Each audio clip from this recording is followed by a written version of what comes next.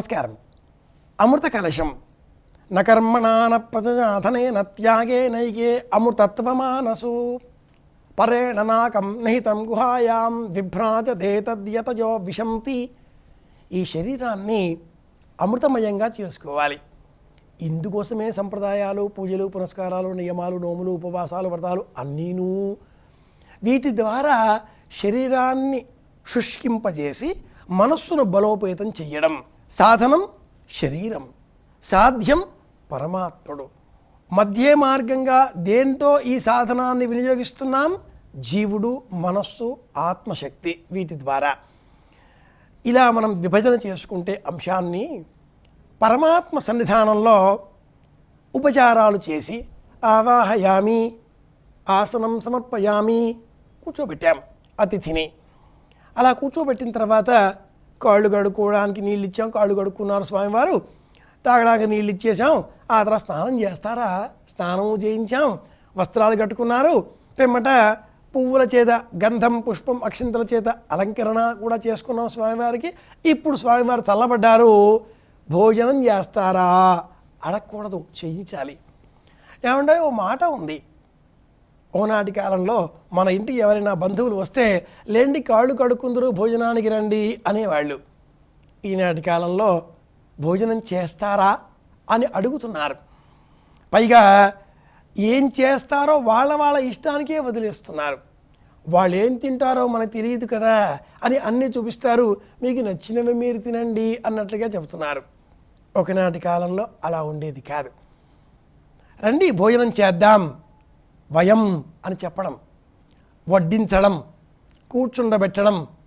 కూర్చుండబెట్టిన తర్వాత అన్ని పదార్థాలు వడ్డించిన తర్వాత ఆ అతిథి పదార్థాలను తినే సమయంలో ఏ పదార్థం మళ్ళీ తింటున్నాడో గమనించి ఆ పదార్థం పళ్ళెల్లో అయిపోగానే అదే పదార్థాన్ని మళ్ళీ వడ్డించడం.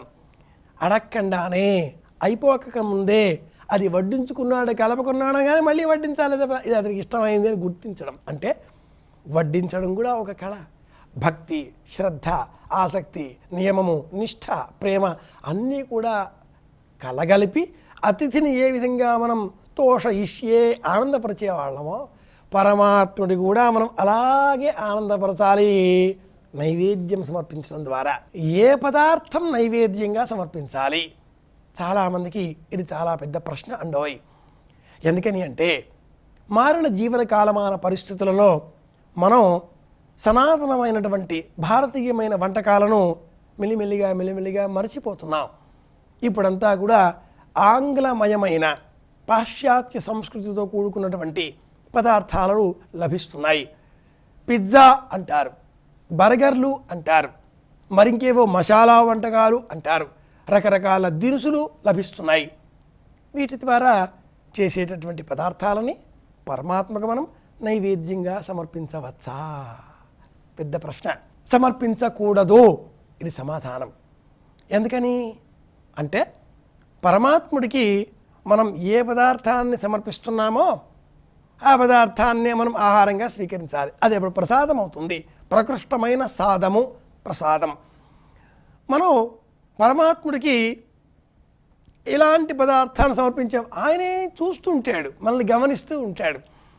ఓహో నీ ప్రకృతి ఇదా అంటాడు. భక్త కన్నప్ప పరమేశ్వరుడికి ప్రీతికరంగా మాంసం ఖండికలను, మాంసం ముక్కలను తెచ్చిపెట్టాడు. స్వామి ఆరగించు అన్నాడు.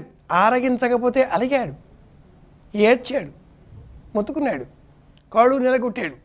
నేను భోంచేయను అన్నాడు. నిరాహారంగా ఉంటాను, ఉపవాసంగా ఉంటాను అన్నాడు. చచ్చిపోతాను అన్నాడు. శివుడు ఆరగించాడు. పరమేశ్వరుడు కన్నప్ప ఇచ్చినటువంటి మాంస ఖండికలను తినగాలేనిది నేను పెట్టే బర్గర్, పిజ్జా తింటే ఏమిటి తింటాడుగా అని వాదించేవాళ్ళు ఉంటారు ఈనాటి కాలంలో. తప్పకుండా తింటాడు. కానీ భక్త కన్నప్పలో ఉండేటటువంటి తీవ్రమైన భక్తి ఆవేశం మనలో ఉందా? పరమేశ్వరుడి కంట కన్నీరు రాగానే అక్కడ ఆ కన్నప్ప కంటిని తీశాడు, కంటిని అతికించాడు, పెరికాడు కంటిని బాణంతో సజీవుడై ఉండి. రెండవ కంటిలోంచి కూడా నీళ్లు రాగానే రెండవ కంటిని కూడా పెరిగి అతికించే ప్రయత్నం చేశాడు. పైగా అన్నాడు, స్వామి నీకు 3 కళ్ళు, నాకు 2 కళ్ళు ఇచ్చావు, మరి నీ 3వ కంటి నుంచి కూడా రక్తం వస్తే, నీళ్లు వస్తే నేనేమిటి చేయడం? నా ప్రాణమే ఇచ్చేస్తాను అన్నాడు. అంటే కన్నప్పలో ఉండేటంతటి భక్తి తీవ్రత మనలో ఉంటే తప్పకుండా మనం కూడా కన్ను అప్పగించేద్దాం, మాంసకంటికలు నైవేద్యంగా పెడదాం. అంటే అంత తీవ్రత ఉందా ప్రశ్న లేదు. సాత్వికమైన పదార్థాలనే పరమాత్మకి మనం నైవేద్యంగా సమర్పిద్దాం. యదన్నా వై మానవ తదన్నా వై దేవాహ అంటుంది ఉపనిషత్ సంప్రదాయం. మనమైన మానవులమంతా కూడా ఏ పదార్థాన్ని తింటామో ఆ పదార్థాన్ని దైవానికి నైవేద్యంగా సమర్పించాలి. రామచంద్రమూర్తి వారు తండ్రి గారికి పితృకర్మలలో పిండ ప్రదానం చేస్తూ పితృ నైవేద్యంగా సమర్పించింది ఏమిటి?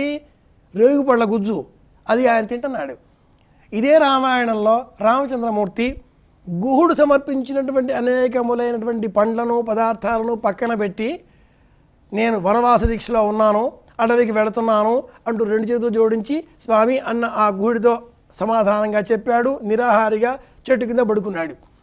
మరి ఇదే రామచంద్రమూర్తి ఆ తర్వాత ఇంకా ఇంకా ఇంకా లోనికి వెళ్ళి ప్రయాణం చేసి శబరి ఇచ్చిన ఎంగిలి పళ్ళను తిన్నాడు. గుహుడు ఇస్తే వద్దనడం ఏమిటి, శబరి ఇస్తే తినడం ఏమిటి అనే సందేహాలు. అలాగే రామచంద్రమూర్తి గారు కూడా పర్ణశాలను నిర్మించుకునే సమయంలో నల్ల ఎర్రి జింకను చంపి ఆ పర్ణశాలకు బలి సమర్పించాడు అని రామాయణం వర్ణిస్తుంది. ఏమిటండి నైవేద్యాలు మీరు చెబుతూ ఉంటారు, ఇన్ని చిత్రాలు ఉన్నాయి, రాముడు దేవుడు కదా, ఒకరిస్తే తినడు ఒకరిస్తే తింటాడు, ఏ పదార్థం తింటాడు, ఏ పదార్థం నైవేద్యం అన్న ప్రశ్న వేస్తూ ఉంటారు చాలామంది. మనం మనలో ఉండేటటువంటి భక్తి ఆవేశానికి అనుగుణంగా ముగ్ధ భక్తిని స్వీకరించాలి. ఈ కలియుగంలో మనలో ఉండేటువంటి భక్తి పారమ్యత ఎటువంటిది అంటే అవసరాలతో ముడిపడి ఉంటుంది. ఏ దేవుడికి ఏ నైవేద్యం పెట్టాలి అనే సందేహం కూడా అనేక మంది అడుగుతూ ఉంటారు. సత్వము, రజస్సు, తమస్సు అనే 3 గుణాలకు అనుగుణంగా పరమాత్మ భావానికి ప్రీతికరంగా మనం సమర్పించే నైవేద్యం ఉండాలి. మనలో రాజస గుణం పెరగాల, అప్పుడు కారంతో ఉండే పదార్థాలను పెట్టాలి. సత్వగుణోపేతులంగా ఉండాలి, శాంతంగా ఉండాలి, ఆరోగ్య ఆనందాలతో ముడిపడి ఉంటుంది మన మనస్సు ఎప్పుడు కూడా అనుకుంటే సత్వగుణోపేతాన్ని కలిగి ఉన్నటువంటి పదార్థాలు పాలు, పెరుగు, పంచదార, అటుకులు ఇలాంటి పదార్థాన్ని పెట్టాలి. ఏమండో అక్కడ సుధాముడనేవాడు కుచేరుడిగా చిరిగిపోయిన వస్త్రాలు ధరించి కృష్ణ పరమాత్ముడి దగ్గరికి వెళ్ళి అటుకులు ఇచ్చాడు. ఆ స్వామి కూడా అటుకులని మహదానందంగా స్వీకరించాడు. అష్టైశ్వర్యాలను ఈ కుచేరులకు ప్రసాదించాడు. నైవేద్యం అటుకులు కృష్ణుడికి ప్రీతిపాత్రమైనవి. పంచదార అటుకులు, పాలు అటుకులు, పెరుగు అటుకులు, వెన్న ఇలాంటి పదార్థాలను కృష్ణ పరమాత్మకు నైవేద్యంగా సమర్పించాలి. శ్రీరామచంద్రమూర్తికి ప్రీతికరంగా వడపప్పు, పానకం సమర్పించాలి. శ్రీ వెంకటేశ్వర స్వామి వారికి ప్రీతికరంగా పులిహోర, దధ్యోజనం, నానబోసి పోపున వేసినటువంటి షొండెలు, ఇంకా అప్పాలు, వడలు ఇలాంటి రాజస గుణోపేతమైనటువంటి పదార్థాలను వెంకటేశ్వర స్వామి వారికి నైవేద్యంగా సమర్పించాలి. ఆయన ఆపద మొక్కుల వాడు, ఆయనకి డబ్బులు ఇచ్చుకోవాలి, వడ్డీగాసుల వాడు. తథాస్తు వెంటనే కనిపిస్తాడు, రాజస గుణోపేతంగా ఉంటాడు, పిలిస్తే పలుకుతాడు. అలాంటి స్వామి మనం పులిహోర, దద్దోజనం, షొండెలు, అప్పాలు, వడలు ఇలాంటి వాటిని సమర్పించుకోవాలి. అలాగే ఆంజనేయ స్వామి వారికి ప్రీతికరంగా మధురమైన పదార్థాలు, తీపి పదార్థాలు. అలాగే ఇక్కడ ప్రత్యేకించి స్వామివారికి మినపపప్పుతో చేసినటువంటి వడలు ఆంజనేయ స్వామి వారికి ప్రీతికరంగా. లక్ష్మీదేవికి స్వీట్లు, మధుర పదార్థాలు అన్నీ సమర్పించవచ్చు. స్వామివారికి భక్ష్య, భోజ్య, చోహ్య, లేహ్య, పాయసములు అనే 5 విధాల పదార్థాలని సమర్పించవచ్చు. ఏ పదార్థం నైవేద్యం అనుకుంటే భక్ష్య, భోజ్య, చోహ్య, లేహ్య, పాయసములు అనే 5 విధములైన పదార్థాలను మనం స్వామివారికి లేదా పెరుమాళ్లకు లేదా అమ్మవారికి నైవేద్యంగా సమర్పించవచ్చు. భక్ష్యములు కొరికి నమిలేవి అంటే బెల్లాన్ని, శనగపప్పును కలిపి గోధుమ పిండిలో లేదా బియ్యం పిండిలో మధ్యలో దూర్చి అపూర్వంగా సిద్ధం చేసి వత్తి నేతితో కాల్చడం. చపాతీలు ఇవన్నీ కూడా తుంచి తినేవి భక్ష్యములు.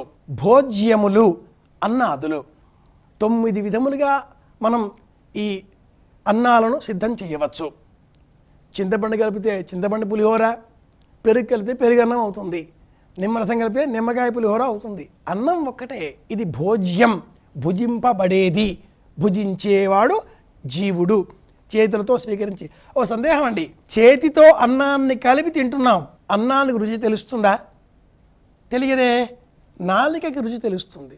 పోనీ ఈ నాలికకైనా కూడా 5 రుచులు తెలుస్తాయా? ఉప్పుకు రుచి సరిగా ఉండదండి, వదిలేద్దాం. ఈ నాలికకి 5 స్థలాలలో 5 రుచులు ఉంటాయి. నాలిక మధ్య భాగంలో పులుపు, నాలిక చివరన కారం, నాలిక కింద వగరు, నాలిక పక్కన చేదు, నాలిక లోపలి భాగంలో తీపి. తీపి, పులుపు, వగరు, చేదు, చివర కారం. ఈ 5 రుచులే నాలిక గుర్తుపడుతుంది. నాలికల విభిన్న భాగాల్లో ఈ రుచులు తెలుస్తాయి. గమనించండి, మీరు ఈసారి ఏదైనా పదార్థం తింటే ప్రసాదంగా భావన చేసి, నాలిక చివరన కారం తెలుస్తుంది. నాలిక పైన ఎంత కారం వేసుకున్నా గబెక్కిన మింగేయచ్చు, కారం తెలియదు. నాలిక మధ్య భాగంలో పులుపు, వెంటనే నోట్లో నీళ్లు ఉడతాయి. ఎవరికైనా కూడా పులిహోర అనగానే నీళ్ళు వస్తాయా? రావా? వస్తాయిగా. అది ఎప్పుడు ప్రసాదంగా స్వీకరించాలి, నైవేద్యంగా సమర్పించాలి. ఈ రెండవది, దీనికి భోజ్యము అని పేరు, భుజింపబడే పదార్థం. చోహ్యము, లేహ్యము, పాయసములు అనేవి 3, 4, 5.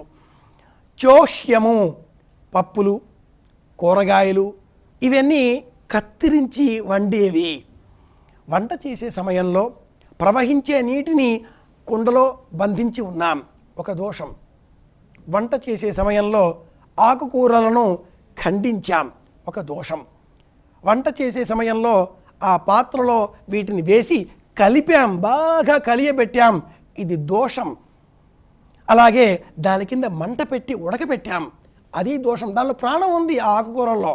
కనుక ఖండిని, పేషిని, చుల్లి, ఉదకుంభేచ, మార్జని, ఆ ప్రవహించే నీటిని అరచేతిలో పోసుకుని ఆ పదార్థం పొంగుతూ ఉంటే పొంగకూడదు అంటూ ఇలా మార్జన చేశాం, విసరి కొట్టాం నీటిని దాని మీద, దోషం.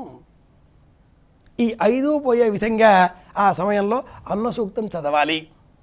అలాగే అన్నాన్ని 4గా విభజన చేసి, ఒక పదార్థం మనం అగ్నిహోత్రులకు సమర్పించి, ఒక పదార్థం పశుపక్ష్యాదులకు, కుక్కలకు, జంతువులకు సమర్పించి, ఒక పదార్థం తన కుటుంబానికి అప్పగించి, 4వ పదార్థం తాను భుజించాలి. ఈ కథను మనకు భాగవతంలో రంతిదేవుడి కథ చెబుతుంది. పరమభక్తుడైన ఆ రంతిదేవుడిని పరీక్షించే నిమిత్తమే పరమాత్ముడు పెట్టిన పరీక్ష అది. అంతా కోల్పోయాడు, అన్నదానం చేశాడు. చివరిగా ఒకరోజు కొంచెం లభించింది. పరమాత్మ నైవేద్యంగా పెట్టి కుటుంబానికి ఇవ్వబోతుండగా అనాథగా ఎవరో వచ్చారు, కుటుంబాన్ని అడిగి ఇచ్చేశాడు. ఆ ఆర్తుడు అలాగే ఉన్నాడు. ఇంకా నీళ్లున్నాయి రంతిదేవుడి దగ్గర.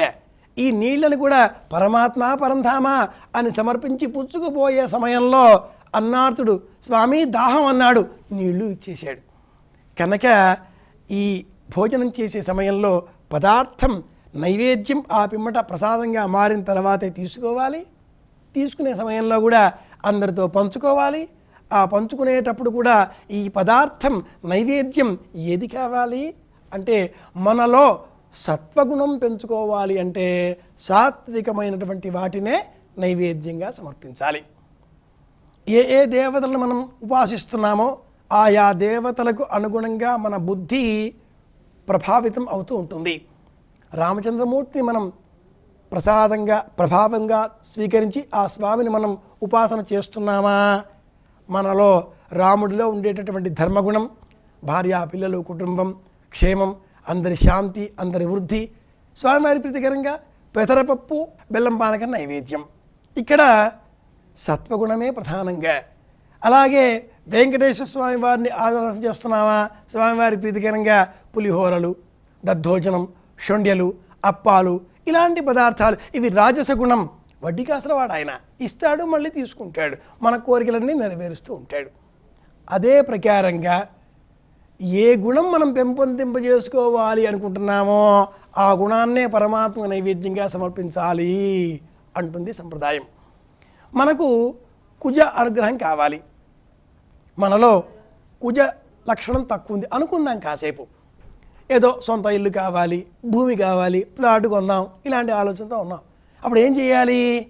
కుజుడికి సంబంధించినటువంటి కందులు అనే ధాన్యాన్ని ఉపయోగించి కందిపప్పు అన్నం సూపౌదనం, కందిపప్పు అన్నం వీటిని మాత్రమే పరమాత్ముడికి నైవేద్యంగా సమర్పించి, స్వామి మనకు ఇల్లు కొనుక్కునేటటువంటి శక్తి సామర్థ్యాలను ఈ పదార్థం ఇస్తుంది. ఇల్లు శరీరం దృఢతరమవుతుంది, ఇల్లు నివాసయోగ్యం లభిస్తుంది. కందిపప్పు అన్నం సూపౌదనం ఈ రెండింటిని నైవేద్యంగా సమర్పిస్తే సొంత ఇల్లు సిద్ధమవుతుంది. అలాగే ఉద్యోగంలో మనకు వృద్ధి కావాలి, పసుపు రంగులో ఉండేటటువంటి పదార్థాలను నైవేద్యంగా సమర్పిద్దాం. ఇలాంటి నైవేద్యాలు లౌకికమైనటువంటి కోరికలను తీర్చేటటువంటివి అనేకం ఉన్నాయి. ఎన్నో గతంలో కూడా మనం చెప్పుకున్నాం కూడా. ఏ పదార్థం నైవేద్యంగా పెట్టాలి, ఏ పదార్థం నైవేద్యంగా పెట్టకూడదు అన్న అంశానికే ఈ రోజున మనం విశ్లేషణ చేసుకుంటే, మనం ఏ గుణం పెంచుకోవాలి అనుకుంటున్నామో ఆ గుణానికి సంబంధించిన పదార్థాన్నే పరమాత్ముడి సన్నిధానంలో నైవేద్యంగా సమర్పించాలి. ఇది గుర్తుపెట్టుకుందాం. సంప్రదాయం తెలిసిన వాళ్ళు అన్నాన్ని తక్కువగా స్వీకరిస్తారు, తక్కువగా తింటారు. పరమాత్ముడు మనకు అంత అన్నాన్ని అందజేశాడు. అహమన్నం అహమన్నాదో అని వేదంలో కూడా అన్న శబ్దం వస్తుంది. నకంచన వసతో ప్రత్యాచక్షిత తద్వ్రతం ప్రాణో వా అన్నం శరీరమన్నాదం ప్రాణే శరీరం ప్రతిష్ఠితం. మానవుడైన వాడు అన్నాన్ని విస్తృతంగా సేకరించాలి, విశేషంగా సేకరించాలి. ఆ సేకరించినటువంటి అన్నాన్ని పరమాత్మకి నైవేద్యంగా సమర్పించి అందరితో పంచుకోవాలి. ప్రాణోవా అన్నం, ఆ అన్నమే మనలో ప్రాణశక్తిని కలిగింపజేస్తుంది. శరీరమన్నాదం, ఈ శరీరం వృద్ధి పొందింపబడాలి, అన్నం కావాలి. ఏమంటే అన్నం అంటే ఒక బియ్యం మాత్రమే అన్నం అనుకోకండి. శరీరానికి శక్తిని ఇచ్చే ఏ పదార్థమైనా కూడా అన్నమే అవుతుంది. ఉపవాసం ఉన్నవాళ్ళు అక్కడ ఏం తింటున్నారు? స్వామి నామాన్నే భజిస్తున్నారు. అక్కడ పదార్థం ఏమిటి వాళ్ళకి? స్వామి నామమే. ఇలా ఆలోచన చేసి ఏ పదార్థాన్ని మనం స్వామివారి సన్నిధానంలో పెడుతున్నామో ఆ పదార్థానికి సంబంధించిన గుణం మనలో వృద్ధి పెంపొందింపబడుతుంది అన్న జ్ఞానం పెంచుకుందాం ఈ రోజున. సాధారణంగా స్వామివారికి మనం పాలు, పెరుగు, తేనె, పంచదార, బెల్లం, ఖర్జూరాలు, అలాగే పళ్ళు, ఇవి ఉత్తమమైన నైవేద్యం. సాత్వికమైన గుణాలను మనలో పెంపొందింపజేస్తాయి. వీటిని నైవేద్యంగా సమర్పించాలి. ఇందువల్ల మనలో చిరునవ్వులు, ఆనందాలు సదా తాండవిస్తూ ఉంటాయి. ఉద్యోగం రాలేదా, పర్వాలేదులే, వస్తుంది, అదే వస్తుంది అనేటటువంటి ఆత్మశక్తి, మనోబలం ఈ సాత్విక నైవేద్యాల వల్ల మనం పెంచుకోగలుగుతాం. అలా కాకుండా లేదు వచ్చి తీరాలి, దానికి తామసికమైనటువంటి నైవేద్యాలు ఉన్నాయి. ఈనాటి కాలంలో చాలామందికి వివాహం కావడం లేదండోయ్ అనే సమస్య చికాకు పెడుతూ ఉన్నది. వివాహం కానటువంటి వాళ్ళు లడ్డూలను నైవేద్యంగా సమర్పించాలి. 42, 32, 36 ఈ సంఖ్యలో 32, 36 లేదా 42 ఈ సంఖ్యలో లడ్డూవములను గణపతికి ప్రీతికరంగా నైవేద్యంగా సమర్పించి అందరికీ పంచిపెట్టడం ద్వారా మనం వివాహం సిద్ధింపజేసుకోవచ్చు. ఇది మనకు ఒక భౌతికమైనటువంటి కోరికను నెరవేర్చేటటువంటి చెప్పబడ్డ నైవేద్యం. ఏ పదార్థం నైవేద్యంగా సమర్పించాలి. అలాగే శత్రువులపైన విజయం కావాలి, అప్పుడు మనం జీలకర్ర అన్నం, మిరియాలు వేసిన అన్నం, ఇలాంటి వాటిని ఘాటుగా ఉండే పదార్థాలను నైవేద్యంగా సమర్పించాలి. ఏమండి, మనకు జగన్నాథ స్వామివారి దేవాలయం పూరిలో 56 భోగ్ అంటే 56 రకాల నైవేద్యాలను ప్రతి గంటకు ఒకసారి నైవేద్యంగా సమర్పిస్తూ ఉంటారు అక్కడ స్వామివారికి. అలా కొంతకాలం నైవేద్యం పెట్టి స్వామివారికి అజీర్ణమైంది అని అనుకొని స్వామివారికి ఆ అజీర్ణ శక్తిని తొలగించడానికై ఔషధ రూపంలో కూడా అన్నాన్నే ఇస్తారు. గమనిస్తే దైవం ఎక్కడో లేడండి, మనలో ఉన్నాడు. మనలో ఉన్నాడు, బయట ఉన్నాడు, అంతటా ఉంటాడు ఆ స్వామి. దైవం ఒక్కటే. మనం ఒక్కటి అయిన ఆ దైవాన్ని మన కోరికలకు అనుగుణంగా ఒక రూపకల్పన చేసి వెంకటేశ్వర స్వామి, రామచంద్రమూర్తి, దుర్గాదేవి, గణపతి, కుమారస్వామి ఇలా మన అభీష్ట దేవాలకు రూపాలకు అనుగుణంగా రూపం చేసుకొని ఆ రూపాలకు తగినటువంటి నైవేద్యాలను సమర్పిస్తూ ఉంటాం. కనుక ఏ పదార్థం నైవేద్యం అంటే అన్ని పదార్థాలు నైవేద్యమే. కానీ ఆ పదార్థం మనలో ఏ గుణాన్ని పెంపొందింపజేస్తుందో తెలుసుకొని నైవేద్యం పెట్టాలి. కీళ్ళ వ్యాధులు, మోకాళ్ళ వ్యాధులు, లేదా ఈనాటి కాలంలో వచ్చేటటువంటి కీళ్ళ నొప్పులు, నీ రీప్లేస్మెంట్, ఇటువంటి అనేక రకాల వ్యాధులు చికిత్సలు తీసుకున్నటువంటి వాళ్ళు అల్లనేరేడు పళ్ళు వీటిని నైవేద్యంగా పెట్టాలి. ఈ దేశానికి జంబూ దేశము అని పేరు. మన దేశానికి జంబూ ద్వీపము అని పేరు. విశేషంగా జంబు వృక్షములు ఉండేవి, అల్లనేరేడు చెట్లు ఉండేవి. వాటిని కొట్టేశాం, క్రింద కూర్చోలేకుండా కుర్చీల పైన కూర్చుంటున్నాం. అవి ఉంటే ఆ పళ్ళు తినేవాళ్ళం, ఏ రోగాలు వచ్చేవి కావు. చెట్లను పెంచుదాం, పళ్ళను స్వీకరిద్దాం, నైవేద్యంగా సమర్పిద్దాం. వంట చేసినప్పుడు మాత్రమే పరిశుద్ధత కోసం అనేక నియమాలు, ముద్రలు పాటించాలి. యథాతథంగా లభించేటటువంటి పళ్ళని యథాతథంగా స్వామివారికి నైవేద్యంగా నమస్కారం స్వామి స్వీకరించు, మనము స్వీకరిస్తాం. ఇలా గుర్తుపెట్టుకుందాం. చివరగా ఒక మాట, ఏమండోయ్, ఆహారం అది మనకు శక్తినివ్వాలి అంటే అది ప్రసాదంగా మారాలి. ప్రసాదంగా మారాలి అంటే ముందు నైవేద్యంగా సమర్పించాలి. ఆహారం మనకు రోగకారకం కూడా. మితంగా ఉన్న ఆహారం శక్తిని ఇస్తుంది, అమితంగా అయిన ఆహారం ప్రాణాన్ని హరిస్తుంది. ఆహారం ఎక్కువైనా చావే, ఆహారం లేకపోయినా చావే. హితభుక్ మితభుక్ అశాకభుక్ అంటుంది ఆయుర్వేద శాస్త్రం. కనుక ఏ పదార్థం నైవేద్యం, అన్ని పదార్థాలు నైవేద్యాలే. ఏ పదార్థం స్వామివారి సమర్పించినందువల్ల మనలో ఏ గుణం పెంపొందింపబడుతుందో ఆ జ్ఞానం పెంచుకుందాం, అజ్ఞానం తొలగించుకుందాం. సనాతన భారతీయ వైజ్ఞానిక ధారను గ్రహించి, పరిశీలించి, పరిశోధనలు చేసి అందరూ ఆనందంగా ఉండాలి అని కోరుకుందాం. మానసికమైన ఆరోగ్యాన్ని కలిగింపజేసేవే నైవేద్యాలు. అవి ప్రసాదాలుగా మారి మన శరీరానికి ఆరోగ్యాన్ని, ఆనందాన్ని, తేజస్సును, ఓజస్సును, భ్రాజస్సును ఇచ్చి అందరి పెదాలపైన చిరును సంకుచింపజేయాలి, చేకూర్చాలి. అందరి పెదవులు చిరునవ్వును చిందించాలి అని కోరుకుంటూ శుభమస్తు.